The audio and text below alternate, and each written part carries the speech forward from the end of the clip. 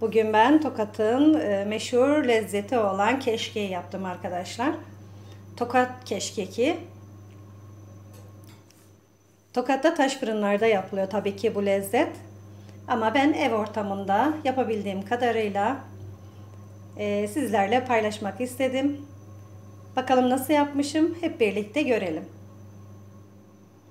Merhaba arkadaşlar, kanalıma hoş geldiniz. Bugün sizlere Tokat'ın çok güzel lezzetlerinden keşkek yapacağım. Keşkek genelde Tokat'ta taş fırınlarda yapılır.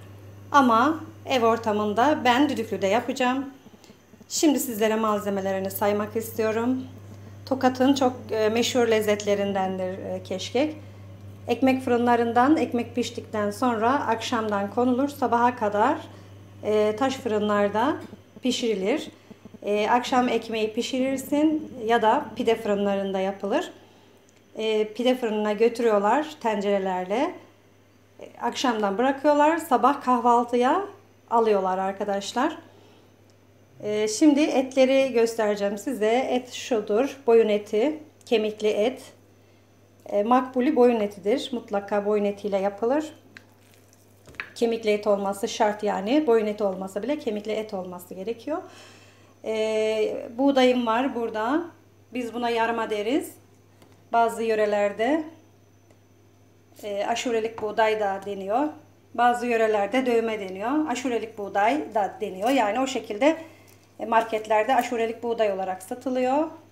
Tokatlılar buna yarma der. Burada bir su bardağı kadar da nohutum var. Sarımsak koyacağım. Tereyağı koyacağım. Pul biber, kimyon ve karabiber koyacağım. Tabii tuz da ekleyeceğim. Şimdi ben buğdayı yıkayarak başlamak istiyorum. Yarmayı güzelce yıkadım. Şimdi bir tencere alıyorum. Eti bırakıyorum suyun içine.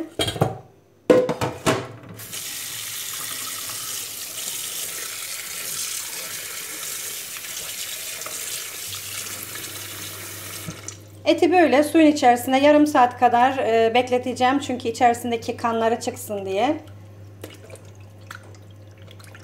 Şu üzerinde olan kanlar çıksın diye suyun içerisinde böyle bir yarım saat bekleteceğim arkadaşlar. Nohutu da yıkayacağım. Nohut da çiğden. Bunu da kenara alıyorum.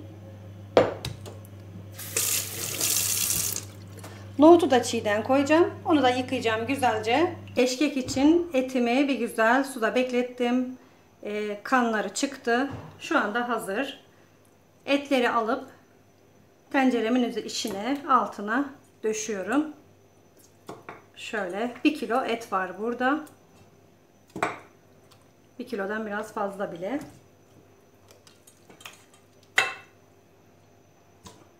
Şöyle etleri döşelim içine. Şimdi sizlere göstereyim bu şekilde. Burada yarım kilo buğdayım var. Yarmam var yani. Yarmayı da koyuyorum.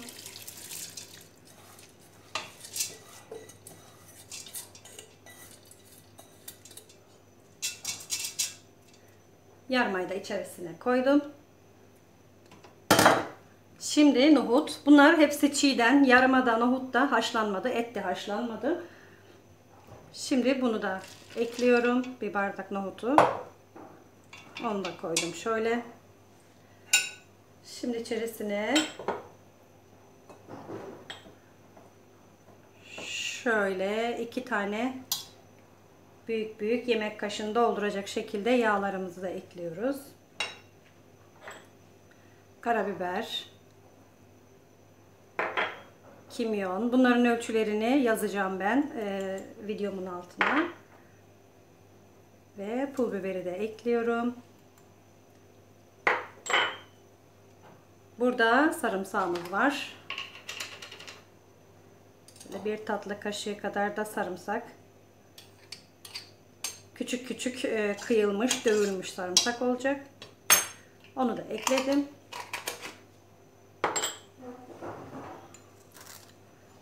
Şöyle 2 tatlı kaşığı da tuzumuzu ekleyelim. Tuzu sonradan da ekleriz yine. Fazla olmasın. Şimdi üzerini suyla dolduracağım.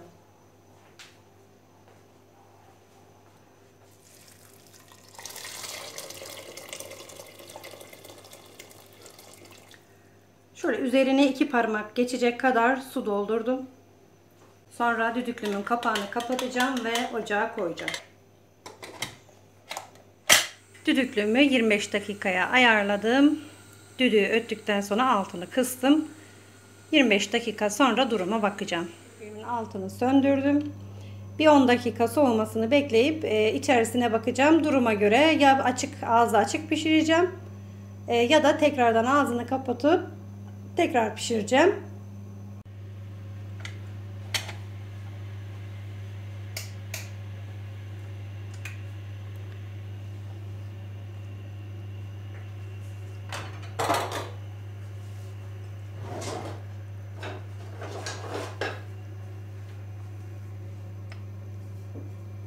Şöyle size göstereyim. Bir karıştırayım şöyle ufaktan.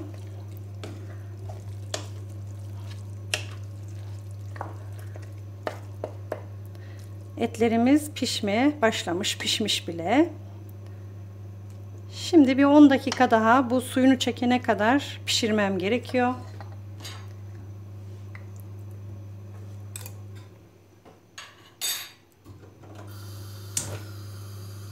Şimdi ağzını açık pişireceğim. Bu suyunu çekmesi için etler de pişmiş. Buğdayım da pişmiş.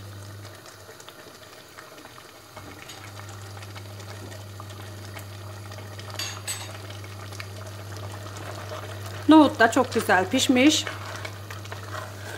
Şimdi altını kısacağım. Bu suyunu çekene kadar pişecek arkadaşlar.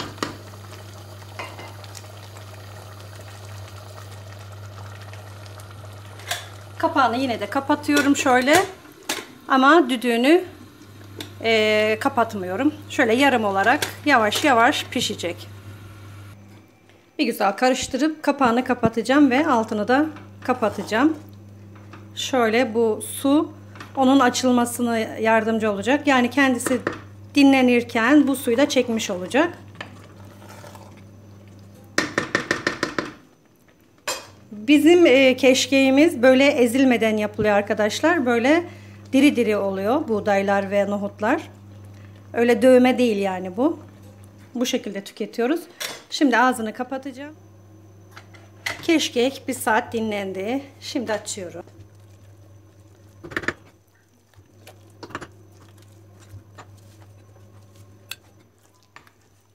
Etler, nohutlar, bulgurlar şahane pişmiş.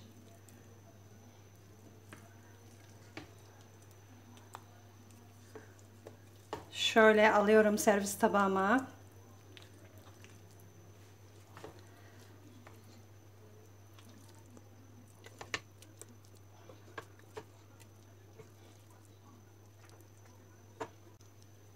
Tokat'ın meşhur keşkeği arkadaşlar. Evet, servis kabıma aldım. Muhteşem bir lezzet arkadaşlar, mutlaka tavsiye ediyorum, deneyin. Keşkek biraz böyle suyunu çektikten sonra, dinlendikten sonra yenilirse çok daha güzel oluyor. Bakın ocaktan aldım. Birkaç dakika durduktan sonra böyle kendine geldi. Suyunu çekti. Hafif kurudu yüzü. Bu şekilde çok daha güzel oluyor. Tokatlılar bunu dövmeden yerler arkadaşlar. Bu şekilde yenir. Yani etler ve buğdaylar böyle diri kalır. Birbirine yedirmezler yani. Dövme yapmazlar. Tokat keşkeğinin özelliği de budur.